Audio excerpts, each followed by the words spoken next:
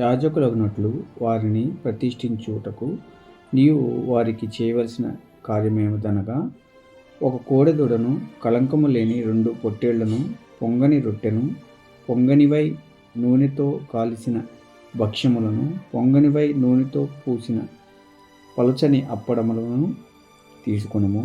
గోధుమ పిండితో వాటిని చేసి ఒక గంపలో వాటిని పెట్టి, ఆ గంపను, ఆ కోడెను, ఆ 2 పొట్టేళ్లను తీసుకొని రావలను. మరియు నీవు అహరోనును అతని కుమారులను ప్రత్యక్షపు గుడారము యొక్క ద్వారము దగ్గరకు తీసుకుని వచ్చి నీళ్లతో వారికి స్నానము చేయించి, ఆ వస్త్రములను తీసుకొని చొక్కాయిని, ఏఫోదు నిలువుటంగీని, ఏఫోదును పతకమును అహరోనుకు ధరింపచేసి, ఏఫోదు విచిత్రమైన నడికట్టును అతనికి కట్టి, అతని తల మీద పాగాను పెట్టి, ఆ పాగా మీద పరిశుద్ధ కిరీటముంచి, అభిషేక తైలమును తీసుకొని అతని తల మీద పోసి అతని అభిషేకింపవలెను. మరియు నీవు అతని కుమారులను సమీపింపచేసి వారికి చొక్కాయిలను తొడిగింపవలెను.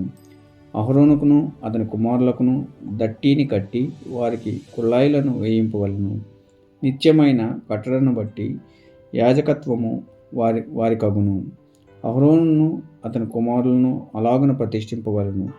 మరియు నీవు ప్రత్యక్షపు గుడారము ఎదుటికి ఆ కోడెను తెప్పించవలెను. అహరోనును అతని కుమారులను కోడె తల మీద తమ చేతులు ఉంచగా, ప్రత్యక్షపు గుడారము యొక్క ద్వారమునొద్ద యెహోవా సన్నిధిని ఆ కోడెను వధింపవలెను. ఆ కోడె రక్తంలో కొంచెము తీసుకొని నీ వ్రేలితో బలిపీఠము కొమ్ము మీద చమిరి, ఆ శేషమంతయు బలిపీఠపు అడుగున పోయవలెను.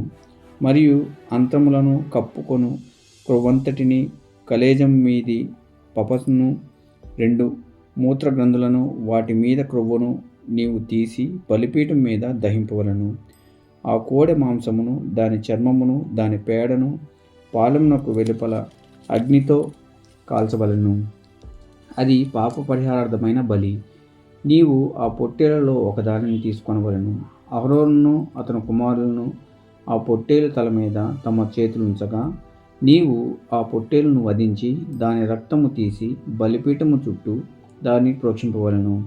అంతటా నీవు ఆ పొట్టేలును, దాని అవయవములను, దేనికి అది విడదీసి దాని అంత్రములను, దాని కాళ్లను కడిగి, దాని అవయవములతోనూ తలతోనూ చేర్చి బలిపీఠం మీద ఆ పొట్టేలంతయు దహింపవలెను.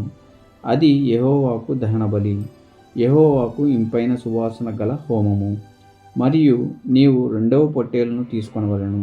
అహరోనును అతని కుమారులను ఆ పొట్టేలు తల మీద తమ చేతులుంచగా, ఆ పొట్టేలును వధించి దాని రక్తములో కొంచెము తీసి అహరోను కుడి చెవి కొన మీదను, అతని కుమారుల కుడి చెవుల కొన మీదను, వారి కుడిచేతి బొటనవేళ్ల మీదను, వారి కుడికాలి బొటనవేళ్ల మీదను చమిరి బలిపీఠం మీద చుట్టూ ఆ రక్తము ప్రోక్షింపవలెను. మరియు నీవు బలిపీఠము మీదనున్న రక్తమును అభిషేక తైలముతోనూ కొంచెము తీసి అహరోను మీదను, అతని వస్త్రముల మీదను, అతనితోనున్న అతని కుమారుల మీదను, అతని కుమారుల వస్త్రముల మీదను ప్రోక్షింపవలెను. అప్పుడు అతడును, అతని వస్త్రములను, అతనితోనున్న అతని కుమారులను, అతని కుమారుల వస్త్రములను ప్రతిష్ఠితములగును.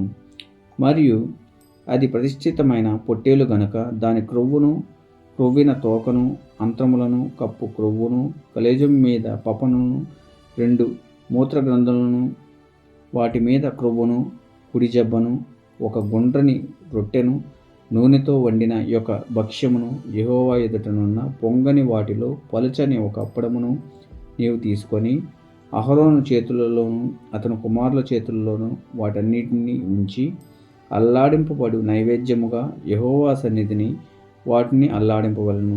తరువాత నీవు వారి చేతుల్లో నుండి వాటిని తీసుకొని యెహోవా సన్నిధిని ఇంపైన సువాసన కలుగునట్లు దహనబలిగా వాటిని బలిపీఠం మీద దహింపవలెను. అది యెహోవాకు హోమము. మరియు అహరోనుకు ప్రతిష్ఠితమైన పొట్టేలు నుండి బోరను తీసి అల్లాడింపబడు అర్పణముగా యెహోవా సన్నిధిని దానిని అల్లాడింపవలెను. అది నీ వంతగును. ప్రతిష్ఠితమైన ఆ పొట్టేలులో అనగా అహరోనుదియు అతని కుమారునియునైన దానిలో అల్లాడింపబడిన బోరను ప్రతిష్ఠితమైన జబ్బను ప్రతిష్ఠింపవలను. అది ప్రతిష్టాత్మకము గనుక నిత్యమైన కట్టడ చొప్పున అది ఇశ్రాయేలులో నుండి అహరోనుకును అతని కుమారులకును నగును. అది ఇశ్రాయేలీయుల అర్పించు సమాధాన బలుల నుండి తాము చేసిన ప్రతిష్టార్పణ అనగా వారు యెహోవాకు చేసిన ప్రతిష్టార్పణముగా నుండును.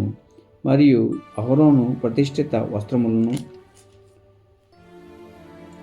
అతని తరువాత అతని కుమారుల వగును. వారు అభిషేకము పొందుటకును ప్రతిష్ఠింపబడుటకును వాటిని ధరించుకొనవలెను. అతని కుమారులలో నెవడు అతనికి ప్రతిగా యాజకుడగునో అతడు పరిశుద్ధ స్థలములో సేవ చేయుటకును ప్రత్యక్షపు గుడారంలోనికి వెళ్ళినప్పుడు 7 దినములు వాటిని వేసుకొనవలెను. మరియు నీవు ప్రతిష్ఠితమైన పొట్టేలును తీసుకొని పరిశుద్ధ స్థలములో దానిని మాంసమును వండవలెను. అహరోనును అతని కుమారులను ప్రత్యక్షపు గుడారము యొక్క ద్వారము దగ్గర ఆ పొట్టేలు మాంసమును గంపలోని రొట్టెలను తినవలను. వారిని ప్రతిష్ఠితము చేయుటకు వారిని పరిశుద్ధపరచుటకును వేటి వలన ప్రాయశ్చిత్త చేయబడినో వాటిని వారు తినవలను. అవి పరిశుద్ధమైనవి గనుక అన్యుడు వాటిని తినకూడదు.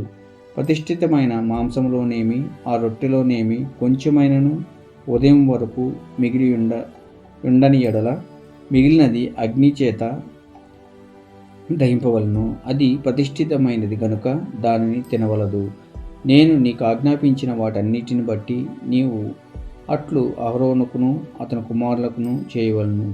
7 దినములు వారిని ప్రతిష్ఠితపరచవలను. ప్రాయశ్చిత్తము నిమిత్తము నీవు ప్రతిదినమున ఒక కోడెను పాప పరిహారార్థ బలిగా అర్పింపవలను. బలిపీఠము నిమిత్తము ప్రాయశ్చిత్తము చేయుట వలన దానికి పాప పరిహారార్థ బలిని అర్పించి దాన్ని ప్రతిష్ఠించుటకు దాని అభిషేకము చేయవలను. 7 దినములు నీవు బలిపీఠం నిమిత్తము ప్రాయశ్చిత్తము చేసి దాన్ని పరిశుద్ధపరచవలను. ఆ బలిపీఠము అతి పరిశుద్ధముగా నుండును. ఆ బలిపీఠమునకు తగులున్నది అంతయు ప్రతిష్ఠితమగును. నీవు బలిపీఠం మీద నిత్యమును అర్పింపవలసినదేమనగా ఏడాదివి 2 గొర్రెపిల్లలను, ప్రతిదినము ఉదయమందు 1 గొర్రెపిల్లను, సాయంకాలమందు 1 గొర్రెపిల్లను అర్పింపవలను. దంచి తీసిన 30 నూనెతో కలిపిన 10వ వంతు పిండిని పానీయార్పణముగా 30 ద్రాక్షరసమును మొదటి గొర్రెపిల్లతో అర్పింపవలను. సాయంకాలమందు 2వ గొర్రెపిల్లను అర్పింపవలను. అది యెహోవాకు ఇంపైన సువాసన గల హోమమగునట్లు ఉదయకాలమందలి అర్పణమును దాని పానీయార్పణమును అర్పించినట్లు దీనిని అర్పింపవలను. ఇది యెహోవా సన్నిధిని సాక్ష్యపు గుడారం యొక్క ద్వారమునొద్ద మీ తరతరములకు నిత్యముగా అర్పించు ప్రధాన దహన బలి. నీతో మాట్లాడుటకు నేను అక్కడికి వచ్చి మిమ్మును కలుసుకొందును. అక్కడికి వచ్చి ఇశ్రాయేలీయులను కలుసుకొందును. అది నా మహిమ వలన పరిశుద్ధపరచబడును. నేను సాక్ష్యపు గుడారమును బలిపీఠమును పరిశుద్ధపరచెదను. నాకు యాజకులగునట్లు అహరోనును అతని కుమారులను పరిశుద్ధపరచెదను. నేను ఇశ్రాయేలీయుల మధ్య నివసించి వారికి దేవుడినై యుందును. కావున నేను వారి మధ్య నివసించినట్లు ఐగుప్తు దేశంలో నుండి వారికి వెలుపలికి రప్పించిన తమ దేవుడైన యెహోవాను నేనే అని వారు తెలుసుకొందురు. నేను వారి దేవుడైన యెహోవాను.